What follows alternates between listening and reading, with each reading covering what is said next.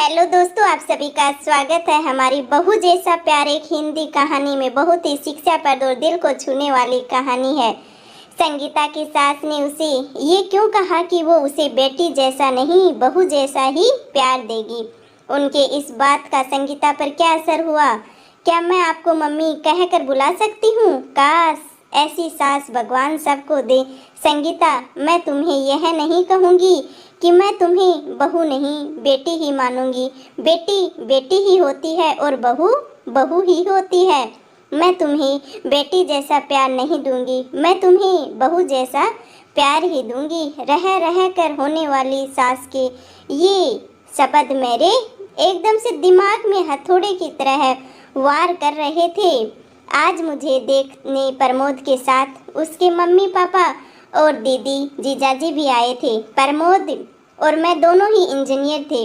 प्रमोद की जॉब मुंबई में थी और मेरी जॉब थी बेंगलोर में। प्रमोद मेरी बुआजी के दूर के रिश्ते में कोई लगते थे। बुआजी और फूफा जी प्रमोद की और उनके परिवार की तारीफ करते थकते नहीं थे, बहुत ही ज़्यादा तारीफ करते थे। प्रमोद के मम्मी की तो बुआजी इतनी तारीफ कर रही थी कि जैसे कि वो खुद इंजीनियर हैं।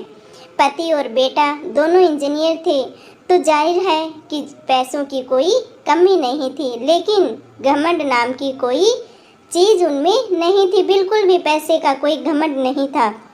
लड़ाई झगड़ा करना तो उन्हें आता ही नहीं था। जैसे उल्टा उनको हमेशा यही कोशिश रहती थी कि उनकी वजह से किसी का दिल न दुखे। खुद इंजीनियर होने के बावजूद और इतना पैसा होने के बावजूद भी खाना वे स्वयं बनाती थी। सिर्फ सब्जी आदि काटने के लिए काम वाले की सहायता लेती थी और सारा काम खुद करती थी। उनका मानना है कि खाना हमने स्वयं ही बनाना चाहिए, खाना खुद बना के ही खाना चाहिए ताकि घर के सभी सदस्यों को शुद्ध और सात्विक भोजन मिले।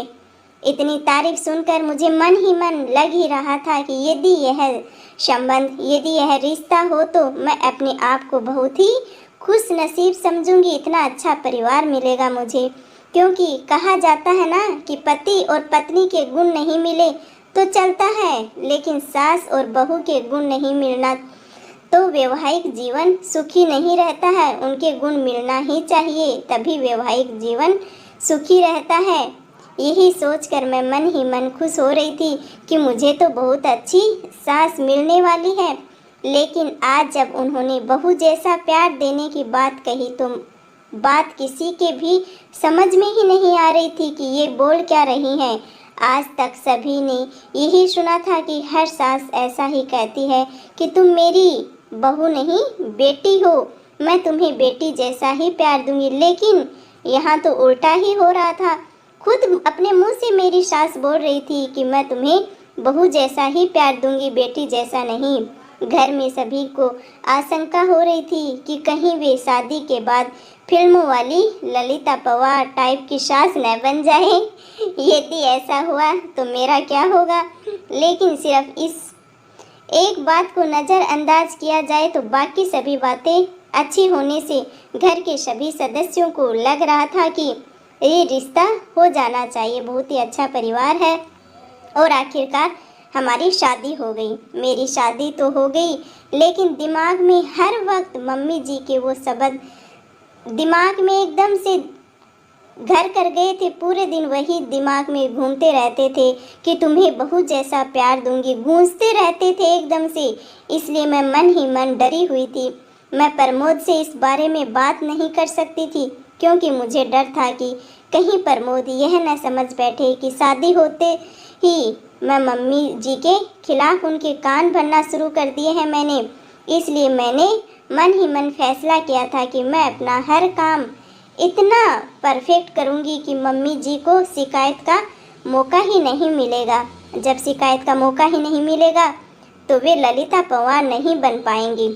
इस बात का मेरे ऊपर इतना असर हुआ कि मैं हर वक्त एकदम से डरी डरी सी रहने लग गई। और प्रमोद ने भी 2-3 बार एकदम प्रेम से पूछा, क्या बात है, तुम खुश नहीं दिखती हो, क्या बात है, तुम्हें किसी ने कुछ बोला है क्या? मैं उन्हें क्या बोलती, मैंने इतना ही कहा, नहीं ऐसी कोई बात नहीं है।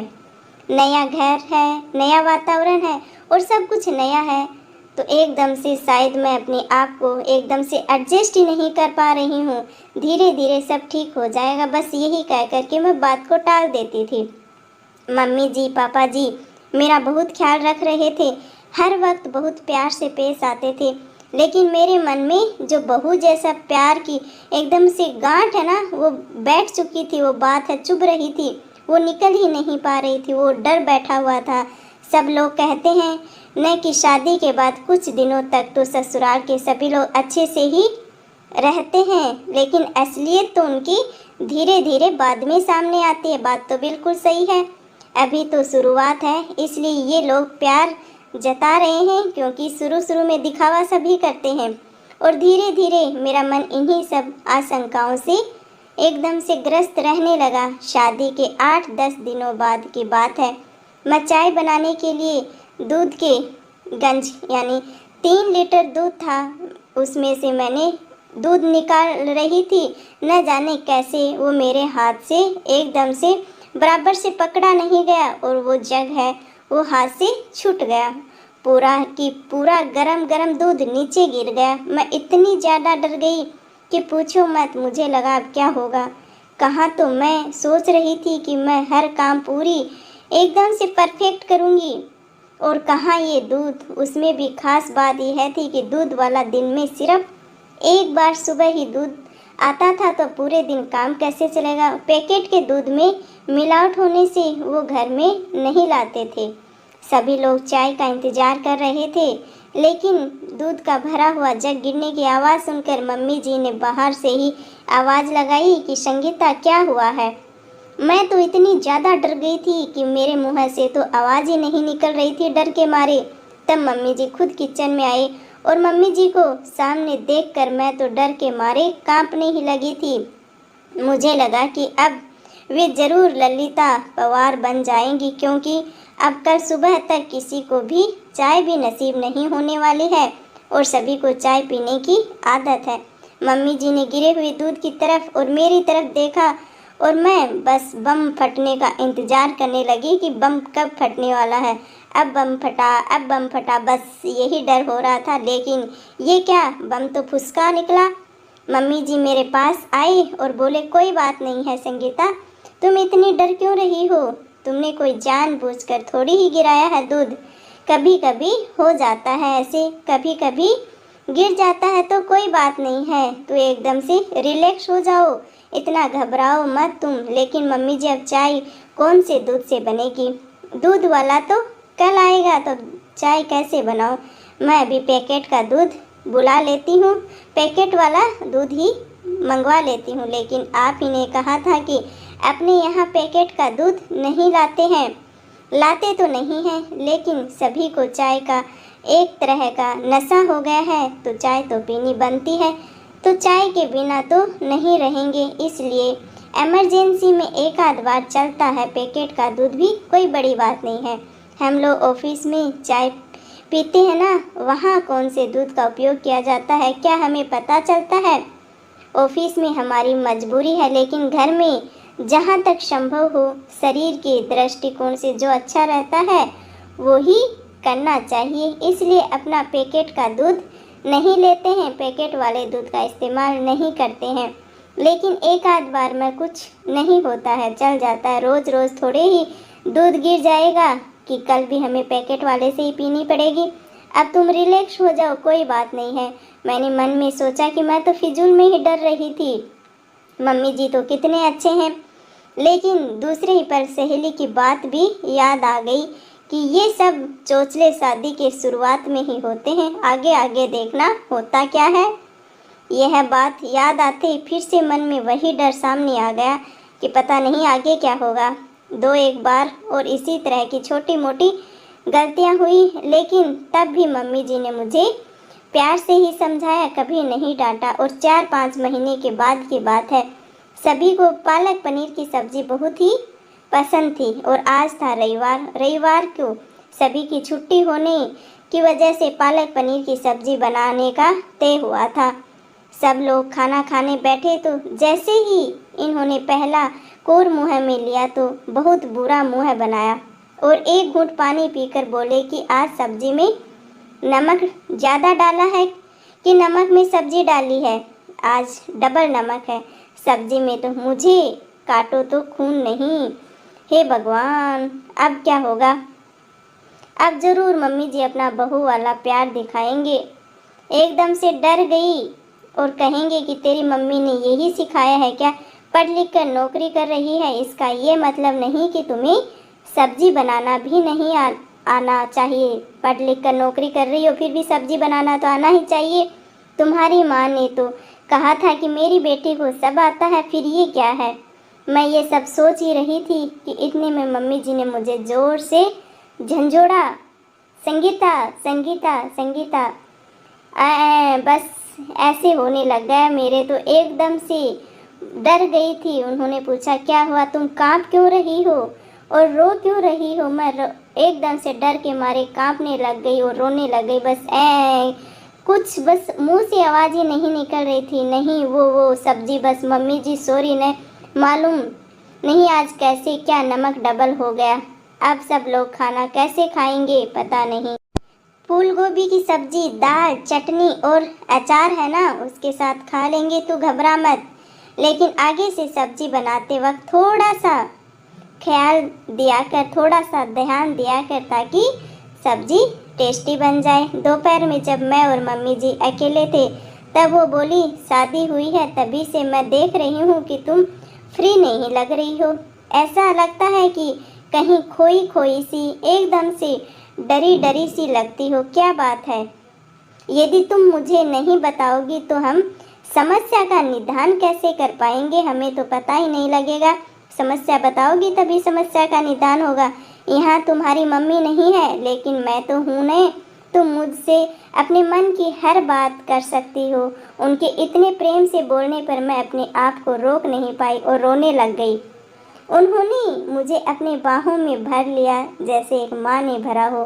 अब बता बात क्या है, क्यों ऐसे घबराई हुई खोई खोई सी रहती है?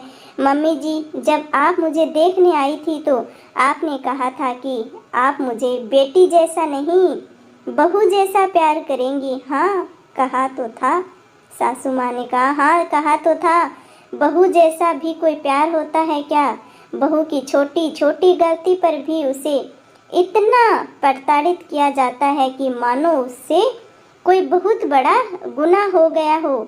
इसलिए मुझे लगा कि आप मेरी छोटी छोटी, एकदम से छोटी छोटी गलती पर भी महाभारत चलेगी हमारे घर में, इनको मेरे खिलाफ भड़काएंगी।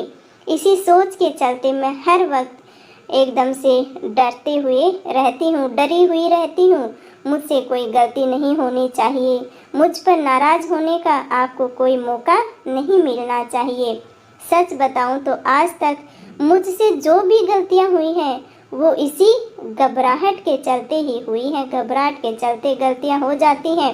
लेकिन मेरी एक बात समझ में नहीं आई, बहू जैसा प्यार करूंगी ऐसा कहने पर भी आपने आज तक अपना सासूपना नहीं दिखाया, मुझे डांटा भी नहीं। फिर आपने ऐसा क्यों कहा था कि आप मुझे बहू जैसा प्यार करेंगी, ये क्यों कहा था?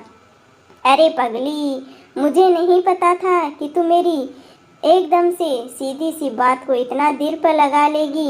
एक बात बता, क्या कभी तूने किसी माँ को अपनी बेटी से यह कहते हुए सुना है कि वो उसे बहू जैसा प्यार करेगी? नहीं नहीं।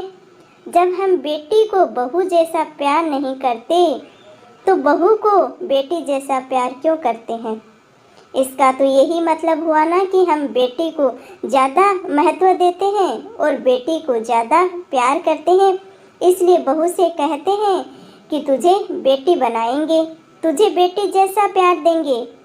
हम लोग बेटे को ज़्यादा महत्व देते हैं, इसलिए बेटे को बेटे जैसा ही प्यार देते हैं और कभी भी बेटे से यह नहीं कहते कि तुझे बेटी जैसा प्यार देंगे। यदि हम बेटा और बेटी दोनों को सम्मान समझते हैं तो फिर बेटी को बेटी जैसा प्यार क्यों नहीं दे सकते? मेरी नज़र में जिस तरह बेटी का अपना अपना एक ही अलग अस्तित्व है, उसी प्रकार बहू का भी अपना एक अलग अस्तित्व है उसका भी। और मैं बहू को बेटी से किसी भी मामले में कम नहीं समझती हूँ।